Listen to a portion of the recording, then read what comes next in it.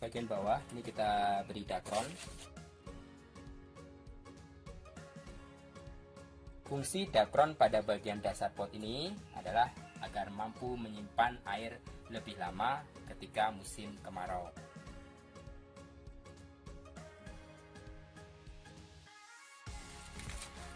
Kemudian lapisan berikutnya ini kita letakkan kulit kelapa. Untuk posisinya dibuat seperti mangkok seperti ini ya sobat ya. Pastikan jarak antara satu dengan yang lainnya ini rapat.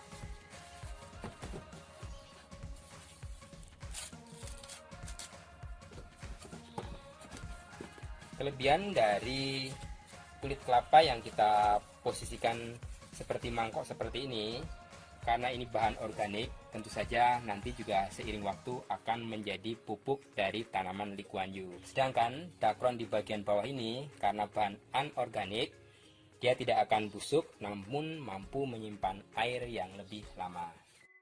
Halo Sobat Setapak 9, pada video-video sebelumnya saya telah membagi tips bagaimana caranya menanam Lee Kuan Yew di tanah agar pertumbuhannya subur makmur. Namun, konsekuensi dari menanam Lee Kuan Yew di tanah adalah pertumbuhannya bisa lebat, dan jika sobat malas memangkas, tentu pertumbuhannya jadi tidak rapi dan aut-autan. Nah, pada video kali ini saya memberikan alternatif yang lain. Jika sobat tidak memiliki lahan di rumah, sobat bisa menggunakan pot, dan di samping saya ini adalah konsep Lee Kuan Yew sebagai pagar. Itu menggunakan besi yang dirancang rak sedemikian rupa. Jadi konsep Lee Kuan Yew sebagai pagar, langkah pertama yang dilakukan adalah tentu kita sudah mengukur lokasi yang akan digunakan sebagai pagar Lee Kuan Yew. Setelah ukuran ditentukan, tentu kita harus menyesuaikan dan melihat ketersediaan dari pot yang digunakan. Di bawah saya ini ada dua alternatif pilihan pot. Untuk yang pertama ini panjangnya sekitar 50 cm, kemudian tinggi sekitar 22 cm. Kemudian yang kedua, ini panjangnya 65 cm, kemudian tinggi sama 22 cm. Dan tentu sebelum kita merancang rak, kita juga harus menyesuaikan dari ketersediaan pot yang ada di pasaran. Jangan sampai ketika sobat sudah merancang, ternyata ketika dimasukkan di dalam rak, ini bisa longgar seperti ini. Ya, ini ada sedikit kesalahan, tapi ini bisa diantisipasi dengan meletakkan di bagian bawah dengan menggunakan alas sebagai tampungan untuk rembesan air yang kita siram.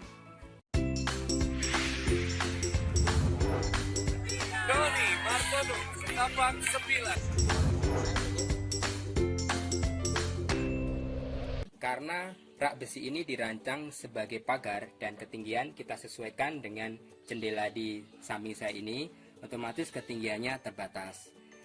Kemudian pada bagian bawah ini dengan ketinggian sekitar 30 cm dari permukaan tanah, ini rak juga bisa berfungsi untuk meletakkan bibit Lee Kuan Yew yang lain, rak sepatu, atau rak multifungsi yang lain.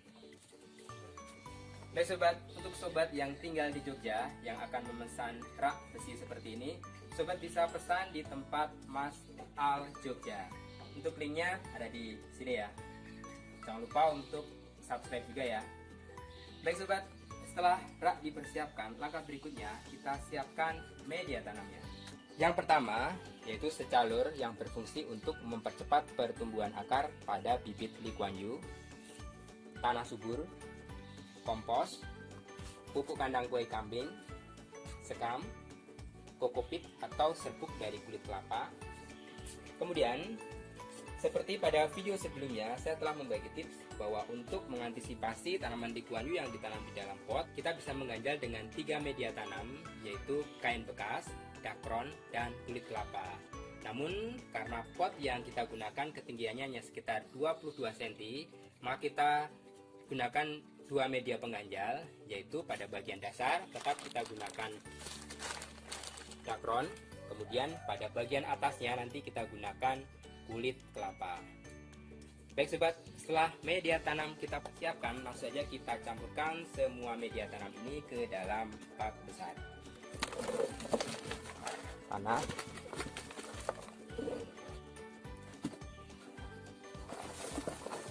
kompos,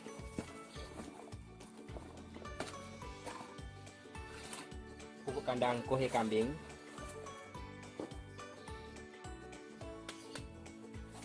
sekam bakar,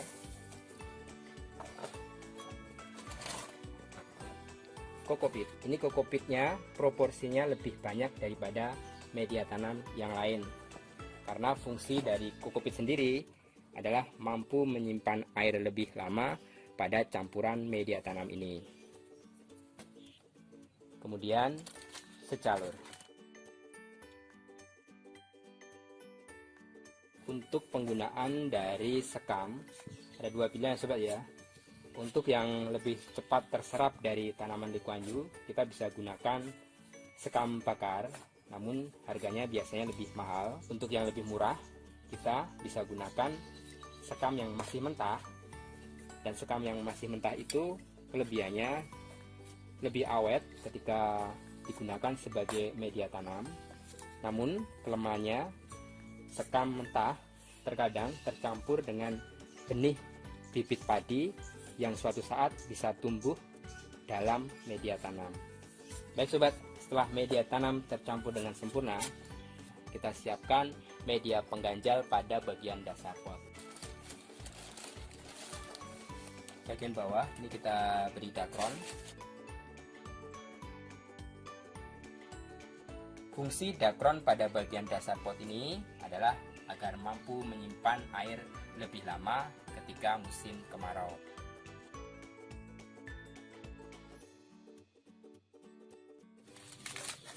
Kemudian lapisan berikutnya ini kita letakkan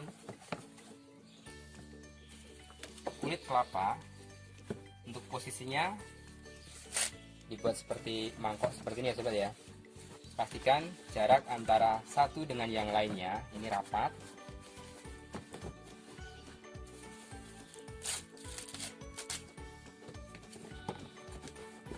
Kelebihan dari kulit kelapa yang kita posisikan seperti mangkok seperti ini, karena ini bahan organik, tentu saja nanti juga seiring waktu akan menjadi pupuk dari tanaman likuanyu. Sedangkan dakron di bagian bawah ini karena bahan anorganik, dia tidak akan busuk namun mampu menyimpan air yang lebih lama.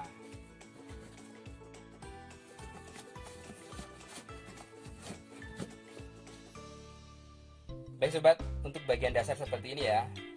Mari kita lakukan untuk pot yang lain.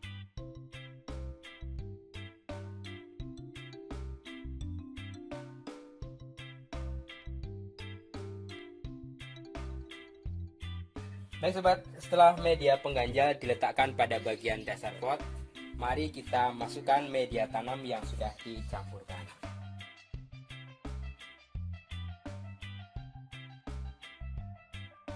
Baik sobat, untuk kedua pot sudah kita isi media tanamnya. Kemudian untuk dua pot yang lain, ini nanti akan kita gunakan sebagai tempat pembibitan likuanyu yang kita masukkan dalam polybag. Baik, kita siapkan dulu bibit likuanyunya. Baik sobat, ini beberapa bibit likuanyu. Kita bersihkan dulu. Kita cek apakah kondisi akar sehat.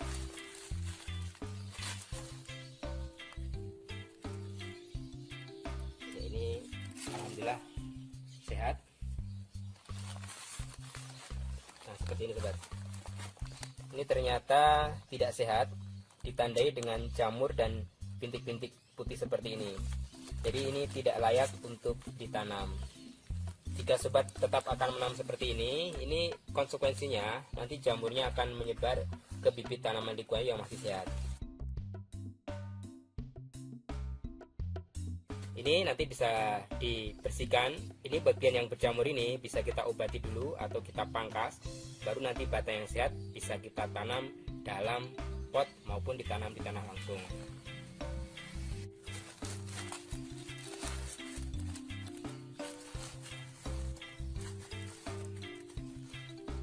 Ya, ini ya sobat ya. Kalau batangnya berjamur, ini akan mengakibatkan batang yang ke atas ini menjadi kering dan akhirnya mati. Jadi ini harus dihilangkan, dipisahkan bibit likuanyu yang tidak sehat.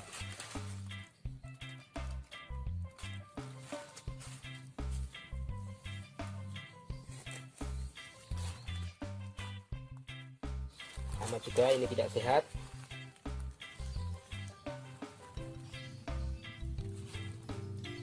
Ini terlalu berisiko ya kalau untuk ditanam ya. Baik sobat, ini adalah bibit-bibit yang sudah kita pilih dan dipastikan bebas dari jamur. Baik, langsung saja kita tanam dalam pot yang sudah disiapkan. Baik sobat, untuk pot dengan panjang 65 cm ini bisa kita tanam beberapa titik ya, seperti ini.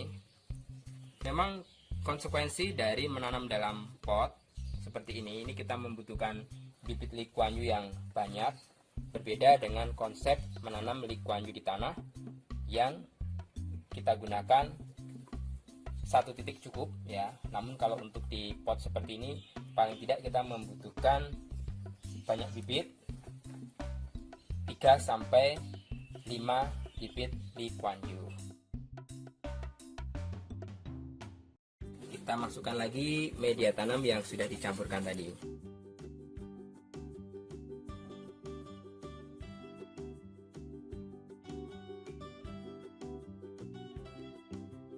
Baik sobat, setelah 2 pot sudah kita isi Lee Kuan Yew dan media tanamnya, langkah berikutnya kita lakukan penyiraman. Untuk penyiraman ini kita gunakan air leri yang sudah kita endapkan selama beberapa hari. Manfaat dari air leri ini sebagai pengganti dari vitamin B1. Kita siramkan seperti ini. Baik sobat, mari kita lakukan untuk melanjutkan pada 2 pot berikutnya. Baik sobat, untuk bibit Lee Kuan Yew berikutnya ini kita sudah memangkas pada beberapa hari yang lalu. Pada bagian batang yang besar, kemudian batang yang sudah menyentuh tanah, ini kita pangkas, kemudian kita rendam. Dan setelah 4 hari ini alhamdulillah sudah muncul akar banyak. Namun yang perlu dicatat sobat, ketika kita merendam seperti ini, tidak semua batang yang kita rendam itu akan sukses berakar. Biasanya nanti akan busuk seperti ini. Dan nanti ketika kita merendam terlalu lama, justru tempat yang kita gunakan untuk merendam jadi genangan tempat berkembang biaknya nyamuk. Jadi sobat harus rajin mengontrol ketika rendaman ini penuh dengan cetik, harus airnya segera diganti. Oke sobat, untuk bibit yang sudah berakar ini langsung saja kita tanam dalam polybag. Untuk bibit Lee Kuan Yew yang sudah kita ikat, setiap ikatan 10 bibit ini ikatannya kita lepas dulu. Kemudian ini kita masukkan media tanamnya.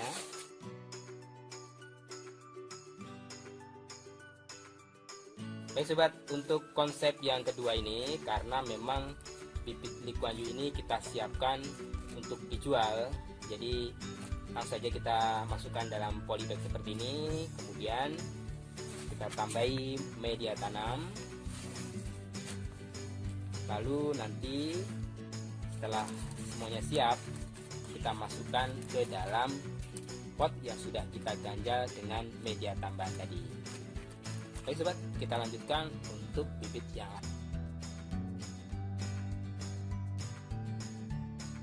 Bibit Lee Kuan Yew ini sudah kita masukkan dalam polybag seperti ini. Langkah berikutnya kita masukkan media tanam pada bagian dasar pot. Media tanamnya tidak usah terlalu banyak karena space ruang di sini sempit sekali ya.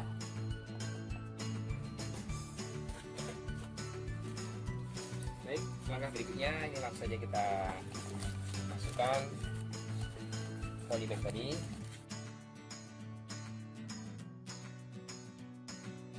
Baik sobat, untuk rongga ini juga kita isi dengan media tanam yang masih tersisa. Langkah berikutnya kita siram dengan air bekas rendaman beras atau air leri.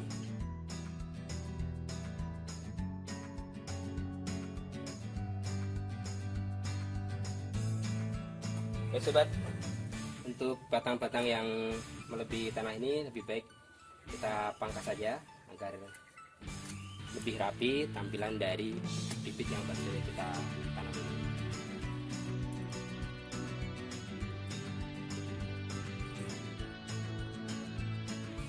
Baik sobat, bagaimana perkembangan dari tips membuat pagar dari ribuan ini akan disambung pada video berikutnya.